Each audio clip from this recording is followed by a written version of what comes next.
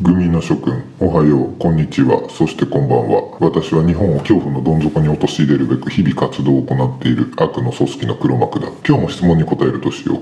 悪の組織に愛はあるのですか？良い質問だ。